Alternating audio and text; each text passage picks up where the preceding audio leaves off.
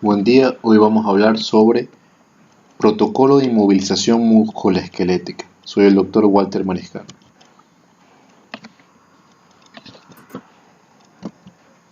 Introducción. Existen diversas lesiones musculoesqueléticas. En este caso podemos observar una luxación anteroinferior de hombro, acá una luxación posterior de cadera. En ambas puede existir lesión tanto de tendones, de ligamentos, como lesión neurológica o vascular. Para que exista una luxación debe haber una ruptura capsular y una lesión de ligamentos o tendones. Aquí podemos observar una misma fractura con dos mecanismos de lesión diferentes. Por un lado un traumatismo directo, por otro lado un traumatismo indirecto. Traumatismo directo y traumatismo indirecto. En nuestro medio, la principal causa de lesiones musculoesqueléticas son los accidentes de tránsito. Incluso en las estadísticas se menciona que el 56% de las fracturas expuestas se dan por accidentes automovilísticos. Principios generales de una inmovilización o una férula. Estas disminuyen el dolor, disminuyen el sangrado, evitan mayor compromiso de partes blandas, más que todo el componente neurovascular, permiten el edema, aumenta la comodidad del paciente y disminuye la probabilidad de lesiones adicionales, más que todo durante el traslado. Equipo. ¿Qué materiales o equipos tenemos para realizar una inmovilización? Podemos optar por yeso de París o yeso preformado, fibra de vidrio o fibra de vidrio preacolchada, férulas de aluminio maleable, férulas de aire, férulas de vacío o férulas preformadas. Existen dos tipos principales de férulas, las preformadas y las personalizadas, ambas con ventajas y desventajas. Por ejemplo, las preformadas, como desventajas, tienen que no están moldeadas a medida, el paciente se la puede quitar fácilmente, en este caso existe una curación tardía, puede haber un desplazamiento de la fractura, como ventajas que son más livianas y más duraderas y resistentes al agua y la humedad. Por otro lado, las férulas personalizadas, como desventajas, tienen que se demoran de 2 a 8 minutos en fraguar, la resistencia máxima recién se obtiene a las 24 horas, son más difíciles de aplicar, es decir, son operador dependientes, como ventajas que son menos costosas, se pueden moldear a cada paciente. Otra desventaja es que no resisten la humedad. Existen varios protocolos para muchas patologías, fichas técnicas, guías de práctica clínica, pero para inmovilizar generalmente no hay una guía paso a paso de fácil aprendizaje y difusión para poder inmovilizar de manera correcta. Por esto me vi en la obligación de realizar un protocolo con un acróstico que nos dé un orden lógico paso a paso para realizar este tipo de inmovilizaciones y evitar complicaciones. Se llama Avira-McFred. Empezamos con A de autoevaluación, B valoración ortopédica neurovascular y R indicación de radiografía, A analgesia, M de materiales, A de aseo y almohadillado, P posición funcional, F ferulización, R recomendaciones y E evaluación. A autoevaluación. Recordemos una frase que dijo Sun Tzu hace más de 2000 años: si conoces al enemigo y te conoces a ti mismo, no debes temer el resultado en cientos de batallas. Hipócrates también dijo: en primer lugar, no hacer daño. En este caso podemos observar una férula realizada con una técnica incorrecta que muy probablemente produzca más daño que bien al paciente. Esta es una realidad universal. Aquí podemos observar un estudio observacional de 275 férulas en las cuales se determinó que el 93% estaban hechas con una técnica incorrecta. Los principales errores fueron vendaje elástico colocado sobre la piel, posición inadecuada, longitud inapropiada. Estos errores provocaron complicaciones en la piel como dermatitis de contacto o inflamación excesiva.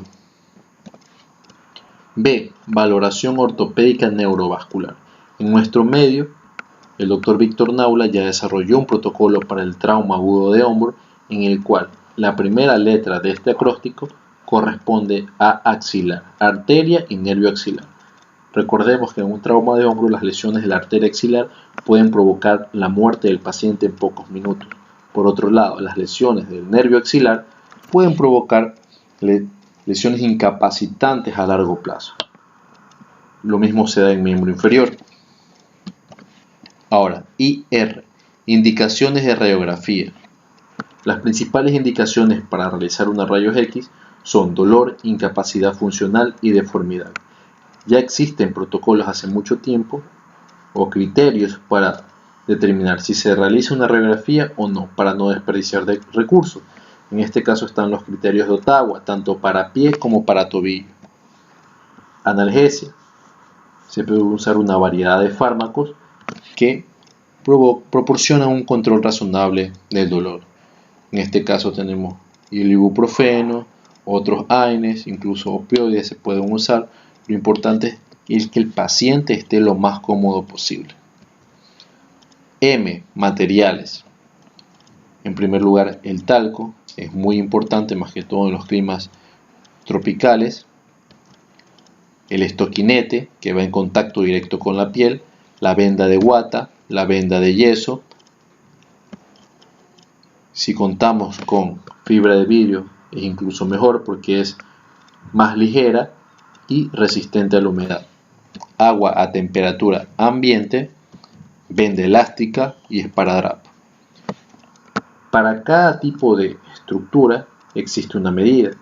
Si trabajamos en dedos, usamos una venda de 2 pulgadas. Si trabajamos en extremidades superiores, usamos una medida de 4 pulgadas. Y si trabajamos en extremidades inferiores, usamos una medida de 6 pulgadas. AA, aseo y almohadillado. Debemos realizar. Generalmente las lesiones osteomusculares vienen acompañadas por lesiones o abrasiones en la piel. Se debe realizar una limpieza y una sutura de ser necesario de esas lesiones y luego cubrirlos con apósitos estériles adecuados. Recién ahí podemos colocar el estoquinete, que es como una media. Por encima de este estoquinete colocamos la venda de guata, siempre de distal a proximal. En el caso que trabajemos en dedos, se puede colocar venda de guata entre los dedos para evitar la maceración. Recordemos que se debe envolver la guata siempre solapando una mitad con la otra mitad, 50-50 de distal a proximal. En caso de que usamos estoquinete, este debe extenderse siempre un poco más por encima del borde proximal y distal de la venda de guata. De esta manera luego se puede doblar, se puede vertir para dar un borde regular que esté en contacto con la piel. Debemos recordar que siempre se debe hacer un acolchado adecuado sobre las prominencias óseas. P. Posición funcional. La inmovilización en posición funcional permite evitar rigideces articulares, permite preservar la función y permite una rehabilitación temprana del paciente. En este caso, vamos a trabajar con una lesión a nivel de radio distal o muñeca. Se debe realizar una inmovilización a 20 grados de extensión de la muñeca, 20 grados de extensión de la muñeca con desviación cubital para una férula volar. En este caso tenemos la férula volar, tenemos otras patologías que tienen otras indicaciones, por ejemplo la canaleta radial que se hace en otra posición, la espica de pulgar, la pinza de azúcar braquial. Por ejemplo, en una rodilla siempre debe realizarse una extensión completa, pero con una flexión de 15 grados. En una férula siempre debe realizarse el tobillo tiene que estar a 90 grados de flexión. Si hablamos, por ejemplo, de una lesión a nivel de húmero o de codo, debe realizarse en posición neutra con el codo en flexión a 90 grados. F. Ferulización.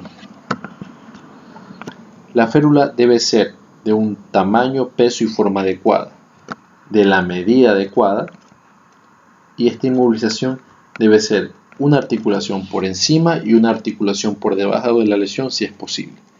No se debe, de forma habitual, inmovilizar de forma circunferencial si existe alteración neurovascular. Está totalmente contraindicado. En la ferulización, vamos a tomar como ejemplo una férula volar de antebrazo, una férula palmar para brazo corto. En este caso ya realizamos lo que es el almohadillado, el aseo, la posición funcional y procedemos a la ferulización. En primer lugar, medimos la venda, en este caso la venda de yeso. Siempre debe sobrepasar 1 a 2 centímetros la longitud del área que vamos a trabajar, debido a que este yeso al fraguar se puede contraer un poco. Se le da la forma que debe tener, se corta para dar la forma para que se amolde a las estructuras anatómicas. Luego se coloca dentro de agua a temperatura ambiente, porque la reacción exotérmica puede ya de por sí provocar quemaduras, por lo tanto el agua tiene que estar a temperatura ambiente. Luego se coloca la venda de yeso en una superficie plana y se escurre el agua y las burbujas, porque estas pueden ocasionar una alteración estructural a nivel del yeso. Siempre se debe quitar el agua y las burbujas. Luego se coloca la férula por encima de la guata y se amolda la forma de la extremidad. Luego procedemos a evertir el estoquinete para que esté en contacto con la piel y el yeso no entre en contacto con la piel.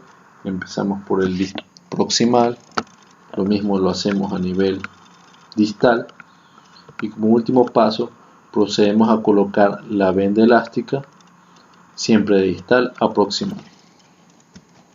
Recomendaciones. Las principales, o el principal protocolo que se usaba antes, es el PRICE: proteger, descansar, crioterapia, compresión y elevación. Estas evitan el edema y las molestias al paciente. Actualmente se maneja el POLIS, que se reemplazó el descansar por el uso de cargas óptimas y una rehabilitación precoz. El hielo se debe usar 20 minutos cada 2 a 3 horas. La compresión evita el edema, al igual que la elevación de la extremidad por el nivel del corazón. Otras recomendaciones son los signos de alarma con los que se debe ir el paciente, que son pain, dolor, palidez, parestesias, parálisis, pulso disminuido. Son las 5 P del síndrome compartimental. La evaluación. Luego que realizamos la inmovilización, el profesional que realiza la inmovilización debe hacer una revisión de esta 24 a 48 horas después, para buscar signos de compromiso neurovascular. Antes de los 7 días, este paciente ya debe ser valorado por el especialista en traumatología y ortopedia. Este decidirá si la inmovilización fue la adecuada, si se debe optar por un yeso cerrado o, en su defecto, si se debe dar una resolución quirúrgica. Las principales complicaciones de no inmovilizar bien son abrasiones e infecciones en la piel por férulas sueltas o mal ajustadas, compromiso neurovascular por compresión excesiva, dermatitis de contacto, úlceras de decúbito, quemaduras térmicas al momento del fraguado del yeso. Existe una variedad de técnicas para inmovilizar diversas partes de las extremidades superiores. Cada una tiene su indicación de acuerdo al tipo de lesión. Por ejemplo, las principales son el vendaje en 8 para fractura de clavícula, la pinza de azúcar a nivel de fractura de húmero, o la sindactilización para las lesiones a nivel de dedos. En las extremidades inferiores también existe la sindactilización para la lesión de dedos, la férula posterior o que se puede combinar con un estribo para las lesiones de tobillo. En las lesiones de rodilla siempre una férula posterior con su flexión de 15 grados. Para este trabajo se utilizaron de referencias el Up-to-Date de inmovilizaciones musculoesqueléticas y los principios del Lao trauma. Muchas gracias.